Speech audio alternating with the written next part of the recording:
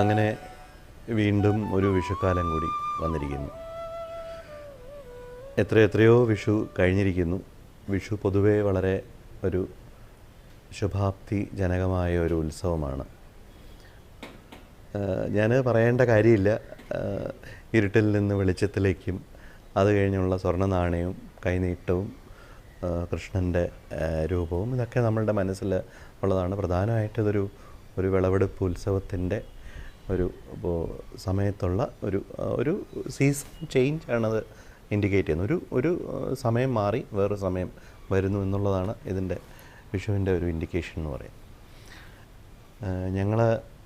എനിക്കിപ്പോൾ എൻ്റേതായിട്ടുള്ള വിഷു തനിച്ചുണ്ടായിട്ടുണ്ട്. എൻ്റെ ഭാര്യ രശ്മിയുടെ തനിച്ചായിട്ടുള്ള വിഷു ഉണ്ടായിട്ടുണ്ട്. പക്ഷേ ഞങ്ങൾ ഒരുമിച്ചുള്ള വിഷു എന്ന് പറയുന്നത് ഞങ്ങളുടെ കല്യാണ സമയം തന്നെ ഒരു വിഷുക്കാലമായിരുന്നു.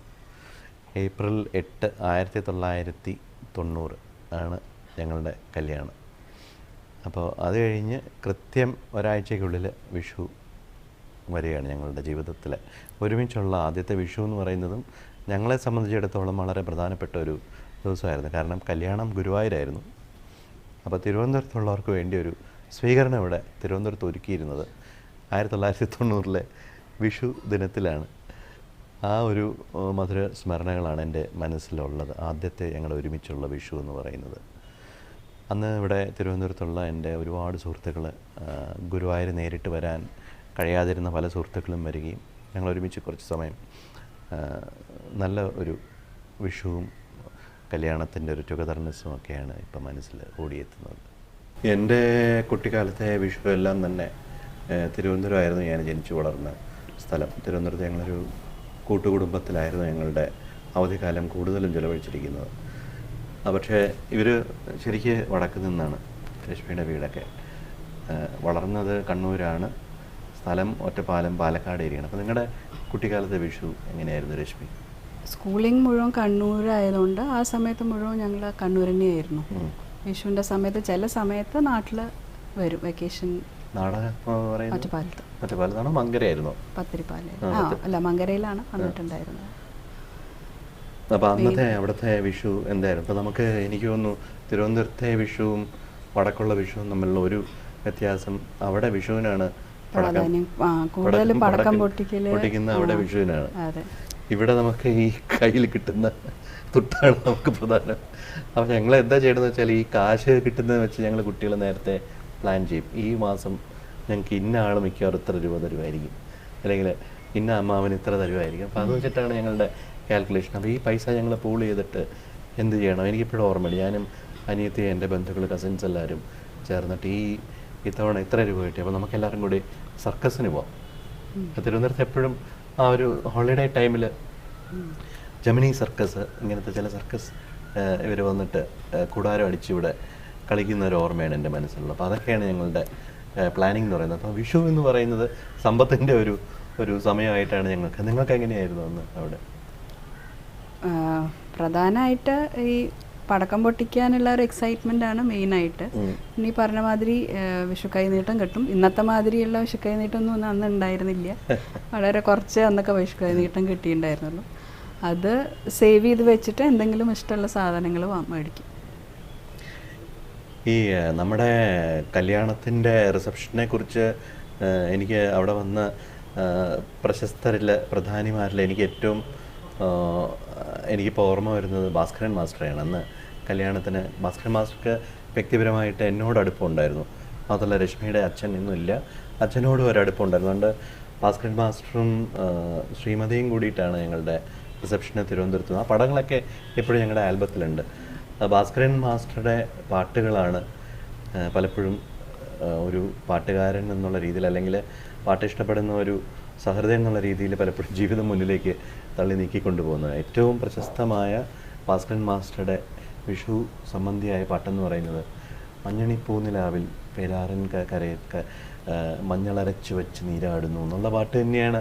ഭാസ്കരൻ മാസ്റ്ററുടെ അത്രയും പ്രശസ്തമായൊരു ഗാനമാണ് ഈ വിഷു സമയത്ത് നമ്മൾ എപ്പോഴും കേൾക്കുകയും അല്ലെങ്കിൽ എപ്പോഴും നമ്മുടെ മനസ്സിലുള്ള ഒരു പാട്ടെന്ന് പറയുന്നത്.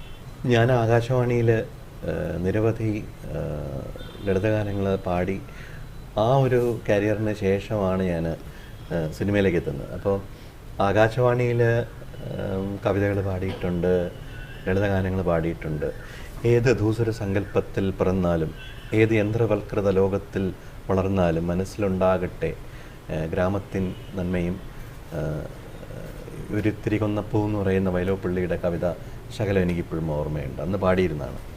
പക്ഷേ സിനിമയിലെ എൻ്റെ എക്കാലത്തെയും പ്രശസ്തമായ വിഷുഗാനം എന്ന് പറയുന്നത് മൈനാകപ്പൊന്മുടിയിൽ പൊന്നുരുകി തൂവിപ്പോയി വിഷുക്കണിക്കൊന്ന പോലും താലിപ്പൊൻ പൂവണിഞ്ഞു തൂമഞ്ഞും പൊന്മുത്തായി എന്ന് പറയുന്ന കൈതപ്രം എഴുതി ജോൺസേട്ടൻ ഈണം നൽകിയ സത്യേട്ടൻ്റെ സിനിമയിലെ ഗാനമാണ്. ഈ ഒരു പാട്ടിൻ്റെ എൻ്റെ ജീവിതത്തിലെ പ്രാധാന്യം എന്ന് പറയുന്നത്, ഞാൻ അതിനു മുമ്പ് സിനിമയിലൊക്കെ പാടിയിരുന്നെങ്കിലും പല സിനിമകളിൽ പാടിയിരുന്നു, ഹിറ്റായിട്ടുള്ള പാട്ടുകളുണ്ട്. എന്നാൽ തന്നെയും ഈ ഒരു വിന്നിങ് ടീമിനോടൊപ്പം ചേരുക എന്ന് പറയുന്നത്, കൈതപ്രം ജോൺസൺ സത്യനന്ദിക്ക ടീമിനോടൊപ്പം ചേരുന്ന ഗാനം അല്ലെങ്കിൽ ഒരു സിനിമ എന്ന് പറയുന്നത് മഴവിൽ കാവടിയാണ്. കല്യാണത്തിന് ശേഷമുള്ള പ്രധാനപ്പെട്ട ഒരു വിശേഷം എന്ന് പറയുന്നത്, വിഷു റിസപ്ഷൻ കഴിഞ്ഞ ഉടനെ ഞങ്ങൾ ഊട്ടിയിൽ ഞങ്ങൾ 2-3 ദിവസം ഹണിമൂണിനായിട്ട് പോയി. അവിടെ നിന്ന് നേരെ വരുന്നത് സത്യേട്ടൻ്റെ ഒരു പുതിയ സിനിമയുടെ റെക്കോർഡിങ്ങിനാണ്, കളിക്കളം. അതാണ് രശ്മി ആദ്യമായിട്ട് കാണുന്ന ലൈവായിട്ട് റെക്കോർഡിങ് കാണുന്ന ഒരു ചിത്രം എന്ന് പറയാൻ പറ്റുമോ അതിനെക്കുറിച്ച്? ഓർമ്മയുണ്ട്? സ്റ്റുഡിയോൻ്റെ പേര് ഓർമ്മയില്ല. മീഡിയ ആർട്ടിസ്റ്റ് തന്നെയാണ്. അതെ, അവിടെ കളിക്കളം എന്ന് പറഞ്ഞ മൂവിയുടെ പൂത്താലം വലം കൈയിലേന്തി വാസന്തം, പിന്നെ അതിൻ്റെ കൂടെ തന്നെയുള്ള ആകാശഗോപുരം പൊന്മണി മേലെ, ആ 2 സോങ്സാണ് ആദ്യമായിട്ട് വേണുവിൻ്റെ റെക്കോർഡ് ചെയ്തിട്ട് കേൾക്കുന്ന സോങ്സ് ആദ്യമായിട്ട്. അന്ന് ഈ പാട്ടുകളൊക്കെ റെക്കോർഡിങ് കൺസോളിലിരുന്ന് കേൾക്കുമ്പോൾ എന്ത് തോന്നിയിരുന്നു ആദ്യമായിട്ട്? ആ ഒരു ഡിഫറെൻ്റ് ആയിട്ടുള്ളൊരു സൗണ്ട്, ഭയങ്കര ഡിഫറെൻ്റ് ആയിരുന്നു അതിൻ്റെ ഉള്ളിലിരുന്ന്. സത്യം പറഞ്ഞാൽ അതോടുകൂടിയാണ് എന്നോടൊരു ബഹുമാനം ഉണ്ടായത്. ഈ പാട്ടിങ്ങനെയൊക്കെ പാടും നേരിട്ടെന്നുള്ള ഒരു ധാരണ ഉണ്ടാവുന്നത് അതുകൊണ്ട് അല്ല, തീർച്ചയായിട്ടും ഞാൻ വെറുതെ പറയുന്നതല്ല. അപ്പോൾ അങ്ങനെ ആദ്യകാലത്തെ സംഗീതവും എന്താ പറയുന്നത്, ഈ പാട്ടുകളും എല്ലാം ഞങ്ങളുടെ ജീവിതത്തിന് ഒരുപാട് സ്വാധീനിച്ചിട്ടുണ്ട്. ഒന്നാം രാഗം പാടി ഒന്നിനെ മാത്രം തേടി വന്നുവല്ലോ ഇന്നലെ നീ വടക്കുന്നാഥൻ്റെ മുമ്പിൽ, പാടുവതും രാഗം നീ തേടുവതും രാഗമാ ദേവനും അനുരാഗിയാം അമ്പലപ്രാവേ. ഇത് വിഷു സമയമല്ല, പക്ഷേ ഒരു ഫെസ്റ്റിവൽ മൂഡുള്ള പാട്ടാണ്. എനിക്ക് തോന്നുന്നു ഒരു പക്ഷേ എൻ്റെ ആദ്യകാലത്തെ ഏറ്റവും ഹിറ്റായ, എനിക്കൊരു സ്റ്റേബിളായിട്ടുള്ള ഒരു നിലപാടുണ്ടാക്കി തന്ന പാട്ടുകളിലൊന്നായിരിക്കണം പത്മരാജൻ സാറിൻ്റെ തൂവാനത്തുമ്പികളിലെ ഒന്നാം രാഗം പാടിയെന്ന ഗാനം. പെരുമ്പാവൂർ രവീന്ദ്രനാഥിൻ്റെ സംഗീതവും. ഒരു നീണ്ട ഇടവേളയ്ക്ക് ശേഷം ശ്രീകുമാരൻ നമ്പി സാറ് തിരിച്ച് സിനിമയിലേക്ക് മടങ്ങിയെത്തുകയാണ്. 2 പാട്ട്, മേഘം പൂത്ത് തുടങ്ങി ഒന്നാം രാഗം പാടി എഴുതിക്കൊണ്ട്. അതൊക്കെ ഞങ്ങളുടെ കല്യാണത്തിനൊക്കെ മുമ്പുള്ള പാട്ടുകളാണ്. അന്ന് മോഹൻലാൽ സൂപ്പർ സ്റ്റാർ പദവിയിലേക്ക് ഇങ്ങനെ നടന്ന് കയറുന്ന ഒരു സമയമാണ്. അതിനോടൊപ്പം ഒരു പുതിയ ശബ്ദം എന്നുള്ള രീതിയിൽ എനിക്കും പാടി വരാനുള്ള ഒരു അവസരം അന്ന് ലഭിച്ചിരുന്നു. പത്മരാജൻ സാറിനെ ഞാൻ ഈ ഒരു അവസരത്തിൽ ഓർക്കുകയാണ്. ഒരു നീണ്ട ഒരു ഇടവേള, ഒരു 93-നും 99-നും ഇടയ്ക്ക് എൻ്റെ കരിയറിലുണ്ടായിട്ടുണ്ട്. പാട്ടുകൾ വളരെ കുറഞ്ഞിരുന്ന ഒരു ഇടവേള. ഈ സമയത്ത് എന്നെക്കൊണ്ട് ചെയ്യാൻ കഴിയുന്ന പലരെയും പോയി കാണുകയും, പാട്ട് വേണം, പാടാൻ പറ്റുന്നുണ്ട്, നല്ല ഒരുപാട് പാട്ടുകൾ പണ്ട് പാടിയിട്ടുണ്ട്, ഇനിയും പാടണം എന്നുള്ള ഒരു അഭ്യർത്ഥനയാക്കിയിട്ട് പലരെയും ഞാൻ കണ്ടിട്ടുണ്ട്. അന്ന് ആകാശവാണിയിൽ ജോലി ചെയ്യുകയാണ്. അപ്പോൾ ആ ജോലിയുടെ ലീവ് കിട്ടാത്തതിൻ്റെ പ്രശ്നങ്ങൾ, ഇൻഡസ്ട്രിയിൽ ഞാനില്ല എന്നുള്ള ചില റൂമേഴ്സ്, ഇതൊക്കെ കൊണ്ടൊക്കെയാണ് ഇൻഡസ്ട്രിയിൽ നിന്ന് എനിക്ക് അധികം അവസരങ്ങൾ കിട്ടാണ്ടായിരിക്കുന്നത്. അങ്ങനെ ഞാനൊരിക്കൽ മദ്രാസിൽ നിന്ന് പരിചയപ്പെട്ടൊരു വ്യക്തിയാണ് VK പ്രകാശ് എന്ന് പറയുന്നത്. അന്ന് അദ്ദേഹം സിനിമയിലില്ല, അദ്ദേഹം ട്രെൻഡ്സ് എന്ന് പറയുന്ന അഡ്വർടൈസ്മെൻറ്റ് കമ്പനിയുമായിട്ട് ചേർന്ന്, അദ്ദേഹത്തിൻ്റെ സ്വന്തം കമ്പനിയാണ്, വളരെ ഇന്ത്യയിലെ ഏറ്റവും പ്രശസ്തനായ ഒരു ആഡ് ഫിലിം മേക്കറാണ് കാലത്ത്. അപ്പോൾ 1998 ഞാൻ അദ്ദേഹത്തെ മദ്രാസിൽ വെച്ചിട്ട് ഒരു ഹോട്ടലിൽ വെച്ച് കണ്ടു. അപ്പോൾ എന്നെ അതിശയപ്പെടുത്തിക്കൊണ്ട് കണ്ട ഉടനെ എന്നെ മുമ്പിലിരുത്തിക്കൊണ്ട് VKP എൻ്റെ ഒരു 20 പാട്ട് പാടി. എൻ്റെ അടുത്ത് വേറെ ഒന്നും ചോദിച്ചില്ല. VKP ഇങ്ങനെ പാടിക്കൊണ്ടേയിരുന്നു എൻ്റെ പാട്ട്, പല്ലവി അനുപല്ലവിയായിട്ട്. അപ്പോൾ ഞാൻ ഭയങ്കര സന്തോഷമായിരുന്നു. കാരണം സാധാരണ ഈ ഡയറക്ടേഴ്സിനെ കണ്ടു കഴിഞ്ഞാൽ കുറച്ചൊരു മസിൽ പിടുത്തവും പാട്ടുകാരനായിട്ട് ട്രീറ്റ് ചെയ്യലും. VKP അങ്ങനെ ആയിരുന്നില്ല. VKP എന്നോടുള്ള കറകളയാത്ത ആ ഒരു സ്നേഹവും എന്നോടുള്ള ഒരു ആരാധനയും അദ്ദേഹം എൻ്റെ പാട്ടുകൾ പാടി തന്നെ തീർക്കുകയായിരുന്നു. അപ്പോൾ എന്നിട്ട് എൻ്റെ അടുത്ത് പറഞ്ഞു, എനിക്ക് ഈ സാധാരണ റെഗുലറായിട്ട് പാടാത്ത ഇതുപോലത്തെ ശബ്ദങ്ങളൊക്കെയാണ് എനിക്കിഷ്ടം. അപ്പോൾ ഞാൻ എപ്പോഴെങ്കിലും സിനിമ എടുക്കുകയാണെങ്കിൽ എൻ്റെ സിനിമയിലെ പാട്ടുകൾ മുഴുവൻ വേണു പാടണം, ഞാൻ വിളിക്കും എന്ന് പറഞ്ഞു. അപ്പോൾ ഇങ്ങനെ പലതും പറഞ്ഞിട്ടുണ്ട്. അപ്പോൾ ഞാൻ വിചാരിച്ചു അതുപോലെ ആയിരിക്കും എന്ന് വിചാരിച്ച് ഞാൻ അങ്ങനെ അങ്ങ് പോയി. പക്ഷേ ഇത് കൃത്യമായിട്ട് എന്നെ ഒരു വർഷത്തിന് ശേഷം വി കെ പ്രകാശ് എന്നെ വിളിക്കുകയുണ്ടായി. 1999, എനിക്കിപ്പോഴും ഓർമ്മയുണ്ട്. അത് ഡിസംബർ മാസത്തിലാണ് റെക്കോർഡിങ്. കാരണം അന്ന് എൻ്റെ മോളെ ഏതാണ്ട് ഡെലിവറിയുടെ ഡേറ്റാണ് ആ സമയത്ത്, രണ്ടാമത്തെ ആളുടെ. ഈ സമയത്താണ് ഗിരീഷ് എന്നെ വിളിക്കുന്നത്. വേണു, നമുക്കൊന്ന് കാണണം, ഞാനിവിടെ ഒരു ഹോട്ടലിലുണ്ട് മദ്രാസിലെ കോടമ്പക്കത്ത് തന്നെ, ഒരു കവിതയാണിത് എന്ന് പറഞ്ഞ് എന്നെ വിളിച്ചു. അപ്പോൾ ഞാൻ എത്രയോ നാളുകളായി ഗിരീഷിന് വേണ്ടി പാടിയിട്ട്. അപ്പോൾ ഞാൻ ചോദിച്ചു ആരാണ് എന്നൊന്നും ഞാൻ ചോദിച്ചില്ല. ഞാൻ നേരെ ഗിരീഷിനെ ചെന്ന്, അപ്പോൾ ഗിരീഷ് ധാരാളം മദ്രാസിൽ വരുന്നു, ഒരുപാട് പാട്ടുകൾ ചെയ്യുന്നു, പോകുന്നതൊക്കെ ഞാൻ അറിയുന്നുണ്ട്. അപ്പോൾ ഞാൻ ഗിരീഷിനെ കണ്ട ഉടനെ തന്നെ എൻ്റെ ഒരു നിരാശാബോധമൊക്കെ കൊണ്ടായിരിക്കും ഞാൻ ഗിരീഷിൻ്റെ അടുത്ത് കുറേ തട്ടിക്കറി. ഞാൻ പറഞ്ഞു, നിങ്ങൾ എത്രയോ പാട്ടുകൾ ചെയ്യുന്നു, ഒരു പാട്ടിന് പോലും നിങ്ങൾ എന്നെ വിളിക്കുന്നില്ലല്ലോ, ഈ കവിത ആയപ്പോഴല്ലേ നിങ്ങൾ എന്നെ വിളിച്ചുള്ളൂ എന്നൊക്കെ പറഞ്ഞ് ഞാൻ ആദ്യം തട്ടിക്കറി. അപ്പോൾ ഉടനെ ഗിരീഷിൻ്റെ ഒരു സ്വതസിദ്ധമായ ശൈലിയിൽ ഒരു വില കൂടിയ പേന എടുത്തിട്ട് ഗിരീഷ് പറഞ്ഞു, ഞാൻ നിങ്ങളുടെ പേര് എവിടെയൊക്കെയോ സജസ്റ്റ് ചെയ്തിട്ടുണ്ട്, ഒന്നും നടന്നിട്ടില്ല.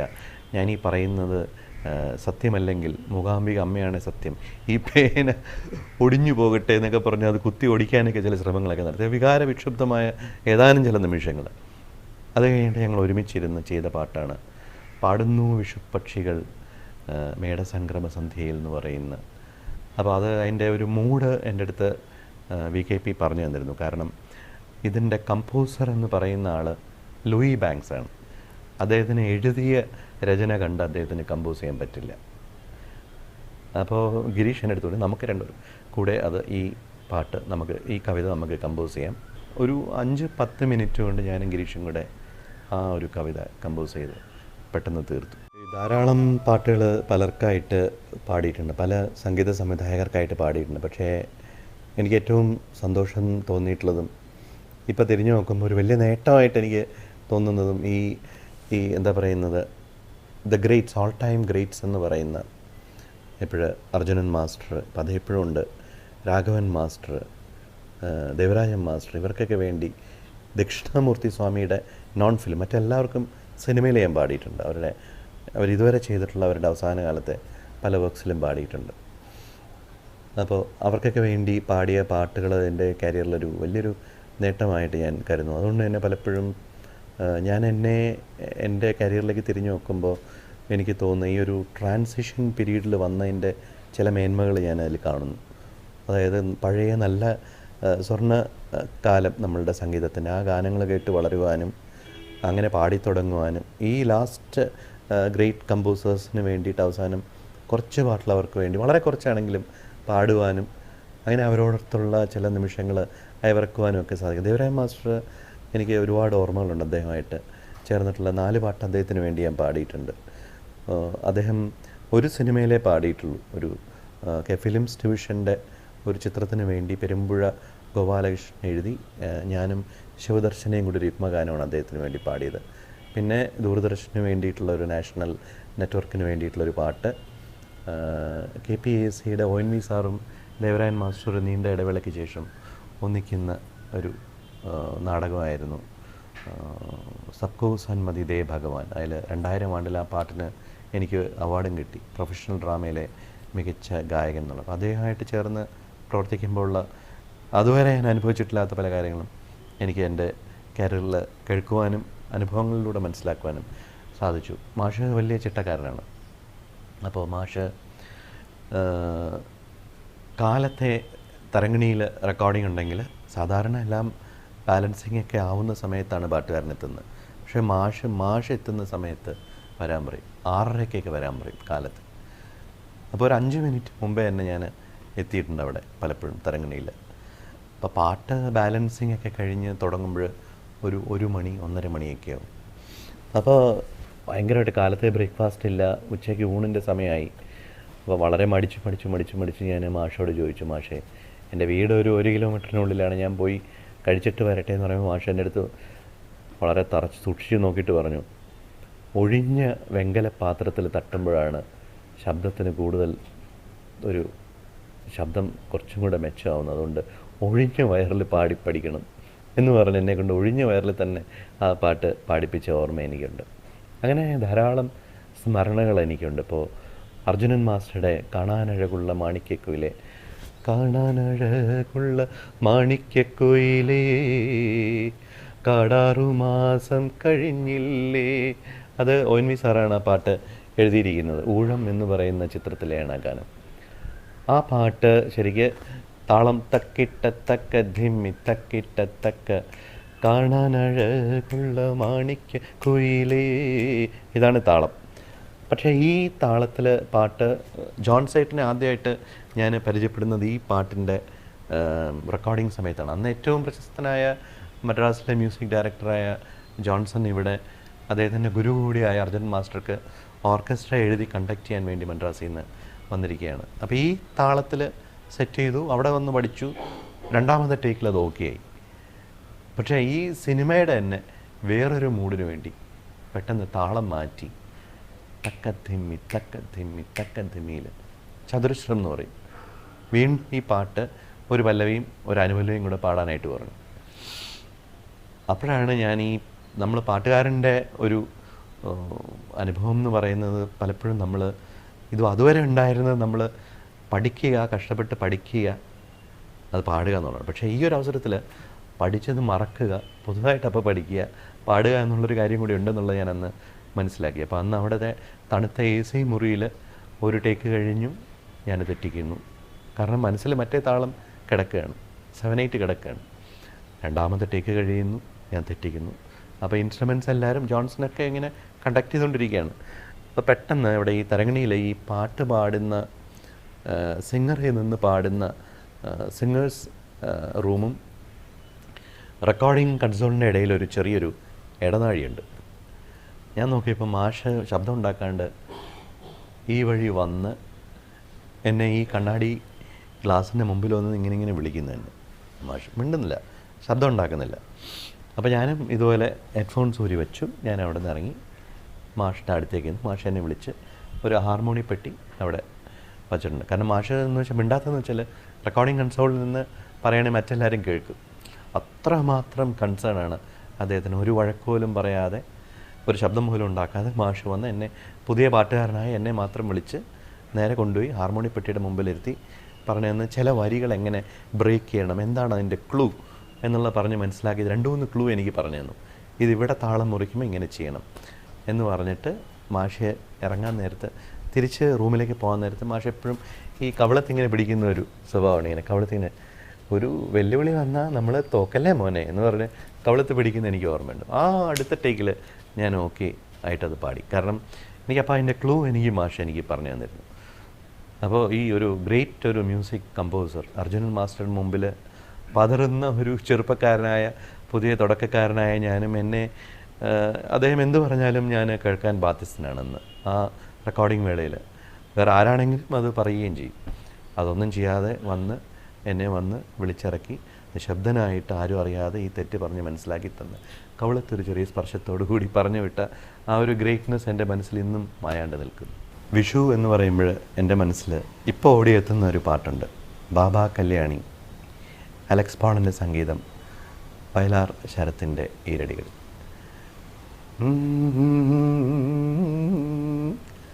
ലാ ലാ ലാ ലാ ലാ ലാ ലാ ലാ ലാ ലാ.